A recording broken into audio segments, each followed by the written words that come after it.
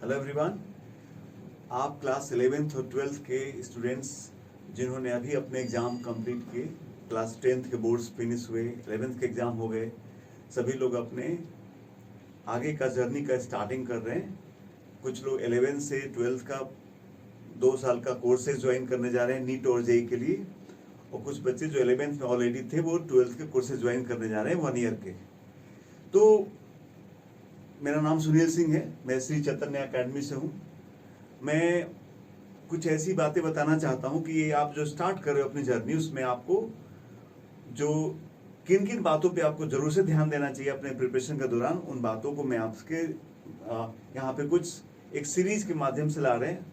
ऐसे 10 पॉइंट्स में बताना चाहता हूँ, एक एक करके 10 छोटे छोटे वीडियोज में आपको 10 पॉइंट्स बताऊंगा जिसपे आपको अपनी जर्नी में जरूर से ध्यान रखना चाहिए ताकि आप बेहतर परफॉर्म कर सकें।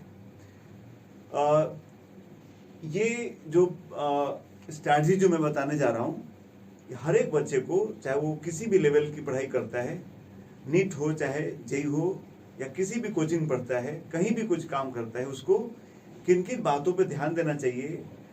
पढ़ाई अलग चीज़ है, उसका प्लानिंग, उसका स्ट्रैटेजी, उसको याद रखना, उसको रिजल्ट में कन्वर्ट करना, उसको मार्क्स प्रोड्यूस करना, ये अलग चीज़ है। तो इन बातों में आपको मैं इस चीज़ों फोकस करूँगा।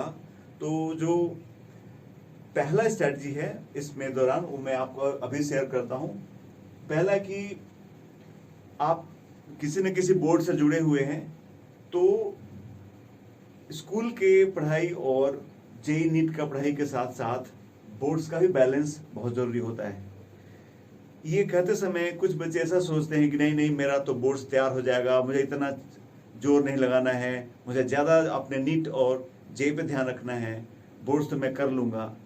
आई नो कि जो बच्चा जेई और नीट का तैयारी कर रहा है, उसमें परफॉर्म करने का हौसला रखता है, वो बोर्ड्स अच्छा करेगा, ये मेरे को पता है। मैं कुछ और बात बोलना चाहता हूँ। मैं क्या कह रहा हूँ कि ये मेरे को इस बात पे शक नहीं कि आप बोर्ड्स तैयार नहीं कर सकते हो या उसके लिए आपको अलग से करने की ज़रूरत है, मैं वो बात नहीं कर रहा हूँ। बट होता क्या है, खासकर क्लास 12 के बच्चों को देखेंगे आप कि जब वो नवंबर के एग्ज़ाम होंगे, उस समय उनके प्री बोर्ड चालू हो जाते हैं, बीच में भी हाफ ईयरली होती है, जनवरी में कहीं कहीं मॉक टेस्ट ऐसे रिजल्ट्स आते हैं। आप उस समय अपने पीक में होते हैं जब आप अपने प्रिपरेशन का पूरे हाई लेवल पर कर रहे होते हैं, लेकिन आप एग्जाम्स में इंगेज हो जाते हैं, इससे आपका रिदम टूट जाता है।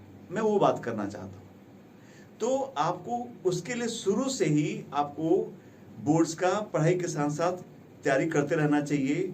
आपने कोई टॉपिक, कोई चैप्टर पढ़ा, तो उसमें बोर्ड्स में क्या आता है उसकी भी एक लिस्ट और एक सीट या एक आपके पास एक ऐसा लिस्ट होना चाहिए। प्रिपेयर होते चले तो आपको लास्ट में जाके एक्स्ट्रा बर्डन नहीं पड़ेगा। तो आपको, आप जिस भी तरीके से आप प्रिपरेशन कर रहे हो, आप इस बात को इंश्योर करो कि वहाँ पे आपके करिकुलम में आपके नीट और जेई के साथ साथ बोर्ड्स का बीच बीच में प्रिपरेशन चल रहा है कि नहीं। बिकॉज आप थोड़ा सा समय अगर वहाँ लगाओगे तो लास्ट में आप अपने एग्जाम से पहले इतना पैनिक नहीं होगा और आपका पढ़ाई में टूटेगा नहीं, रिदम नहीं टूटेगा और आप बेहतर परफॉर्म कर पाओगे। सो इन 3 बातों का ध्यान रखें, दोनों का इम्पोर्टेंस है आपको, इसलिए आप शुरू से ही थोड़ा थोड़ा बीच में चलते रहें, हर टॉपिक के साथ साथ बोर्ड्स को भी प्रिपेयर करते रहें। किसी भी क्लास 12th बच्चे के लिए सबसे खतरनाक होता है 12th वाला, जो वो बीच में ब्रेक करते हैं एग्जाम का। आपका ये कितना कॉन्टिन्यूटी मेंटेन होना चाहिए।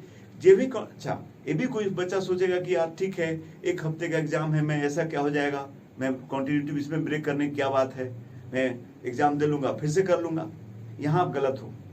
मैं अपना एक्सपीरियंस बता रहा हूँ कि अगर आप 1 हफ्ता 10 दिन के लिए ऑफ होते हो तो ये ब्रेन शिफ्ट करता है और फिर आपको वापस से सब कुछ रिवाइज करना पड़ता है। इवन आपका रिदम खराब होता है, आपके परफॉर्मेंस पे चोट लगती है। इसलिए आपको प्लान, अगर आप एक बेहतर रिजल्ट देने का सोचे तो आपको प्लानिंग भी बेहतर होनी चाहिए।